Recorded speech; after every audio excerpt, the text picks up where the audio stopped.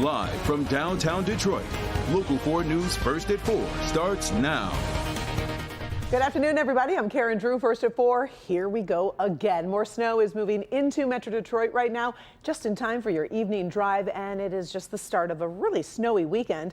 Our Exact Track 40 radar has you covered, and Kim Adams is tracking it all for us. Hey, Kim. Hey, Karen. Well, if you live on the east side, you've got some time here. In fact, you'll make it through a good part of the evening rush hour dry in Macomb County, also on the east side in Detroit, headed downriver. But the west side starting to come down right now in Howell, and it is moving off to the east. So Howell, Heartland, Brighton getting some snow right along I-96. A few flurries now in West Bloomfield and Waterford, but dry in Farmington Hills, Canton, and also Plymouth and Northville. But you can see on the east side, still dry in Harper Woods, Warren, Hamtramck, and also in downtown Detroit. So I'll widen the view for you again. Heavier snow back out to the west, but this is just a clipper system coming through. It's not going to bring us much, but it could bring us as much as a fresh inch of snow through the evening rush hour until about 10 o'clock tonight.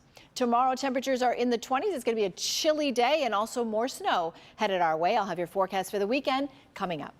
Thank you very much, Kim. A man accused of stabbing a 14-year-old Oakland County girl is being held on $2 million bond. Investigators say 18-year-old Julian Pinedo of Illinois met the victim online, traveled to her home in Springfield Township.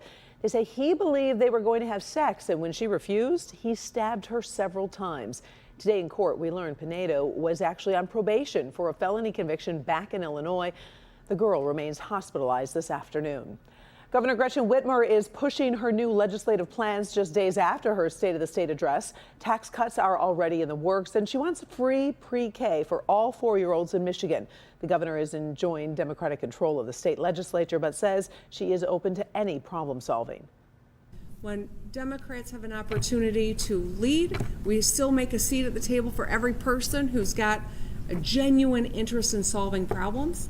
And we live our values, and we're going to actually do the work to make people's lives better. The legislature has already passed a boost to the earned income tax credit to help about 700,000 low-income workers. It also passed a bill to repeal a retirement tax on public employee pensions. Some Republicans argued that bill could go further. Both undue changes made during the Snyder administration. Well, we are getting our very first look at video of a hammer attack on the husband of former House Speaker Nancy Pelosi. It could be very disturbing to some viewers. A body cam caught what happened as police came to the door of Pelosi's San Francisco home. What's going on, man? Everything's good. Hi. Drop the hammer. Nope. Hey. What is going on right now? The video gets chaotic after that as police try to help Pelosi and arrest the suspect, David DePape. Pelosi says the man broke in, was looking for his wife. The former House Speaker was just asked about the video and had this to say. I have not seen the break-in, and I have absolutely no intention of seeing the deadly assault on my husband's wife. I won't be making any more statements about this case as it proceeds, except to again thank people and inform them of Paul's progress. Just to clarify, luckily that attack was not a deadly assault. 82-year-old Paul Pelosi is recovering from a skull fracture and other injuries. The suspect is facing federal and state charges. The city of Memphis, Tennessee is on edge right now, waiting to see the arrest video involving this man, Tyree Nichols.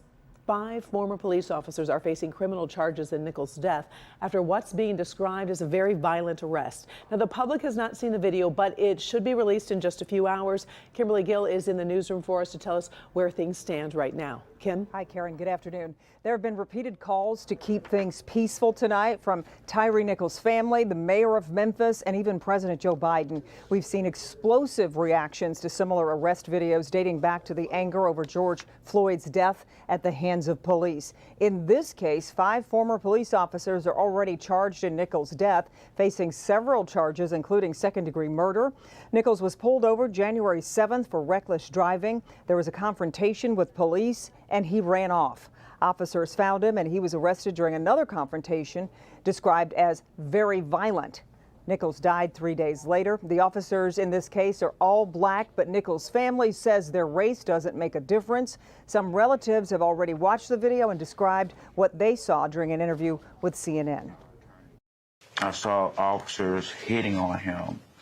I saw officers kicking him. One officer kicked him like he was kicking a football a couple of times. People try to say black people, we only try to go after white officers. That's not true. We don't care what color the officer is. We want bad officers taken off the force. Right now, investigators say they delayed the release of the video so they could finish as many interviews as possible before it was made public. It should be released after 7 p.m. Police felt it was better to go public after schools have been dismissed and most people are home from work. We'll have more when you join us tonight at 5 and continuing coverage tonight at 11 as well. But for now, Karen, we'll send it back to you for more news of the day. All right, we do appreciate it. Thank you, Kim. Now, we are seeing more encouraging signs. Inflation is starting to ease, but consumer spending could be throwing up a yellow flag about the economy. The Commerce Department says prices rose 5% in December, year over year. That is down from the 5.5% increase reported in November. It's the third drop in a row. But consumer spending fell 0.2% from November to December. And that could show consumers' willingness to spend is starting to crack, which then could start to slow the economy. The Federal Reserve has vigorously raised interest rates to slow inflation, but hopes to avoid a recession. The Fed is expected to raise rates again at its meeting next week. It's been a somber day around the world for those stopping to remember the Holocaust and honoring those who survived. Survivors from Germany to Poland to England are sharing their stories, trying to make sure the work never forgets. In London, King Charles and Queen Camilla met with survivors and lit candles in remembrance. Today, our Megan Woods spoke with a local survivor who will be sharing her story tonight to mark Holocaust Remembrance Day. Sophie Klisman is 93 years old, but she only started sharing her story 7 years ago. She realized despite the pain it takes to share her story, that she needs to tell people what happened so it doesn't happen again.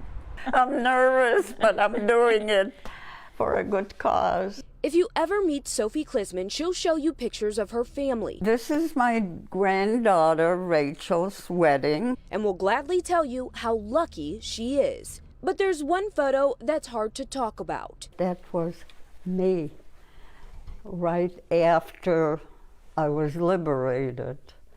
I was 16 years old. As a Holocaust survivor, it's the earliest photo she has of herself. No baby pictures, pictures of her parents or older siblings. Her husband was a survivor too. They vowed to not tell their children. We were afraid when you're young and you hear such unimaginable horror that it would affect them. Their daughter, Lori Klisman Ellis, only found out 7 years ago. When I was on a cruise with my family, I came back and my mom said, I have something I want to share with you. I hope you won't be mad. I finally opened up and shared my story. It's videotaped and it's at the Holocaust Memorial Center. Sophie was just 10 years old, living in Poland when her family was forced into a ghetto enclosed by barbed wires. She watched her mom, dad, and 17-year-old brother suffer and die. Years later, Sophie, her sister, and oldest brother were taken to Auschwitz concentration camp. And 2 Nazi soldiers came up to us right away and took our brother away. Her stories are moving. So much that Lori started to dig. I found out where her mother and her brother were buried, the exact spot, and we went back to Poland. She put her mother and aunt's journey of survival into a book so their story will never be forgotten and used as a tool to educate.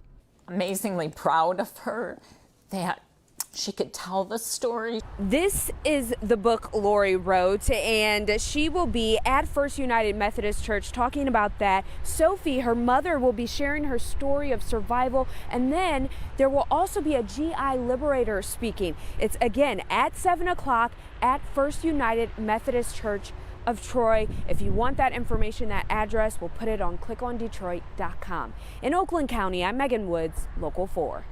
And Lori is working on getting that book into schools for students to read when they're learning about the Holocaust. It's already in 3 local high schools. Still ahead, here first at 4, gay rights activists have called it discrimination. Now the FDA could be changing the rules about who can donate blood. We're going to talk about the new screening process. Also a new deal to bring this big cat back from extinction in one country. We'll tell you who's stepping up to help. And McDonald's testing something new that could help protect the environment. We'll tell you what's cooking over there later in the newscast. Stick around.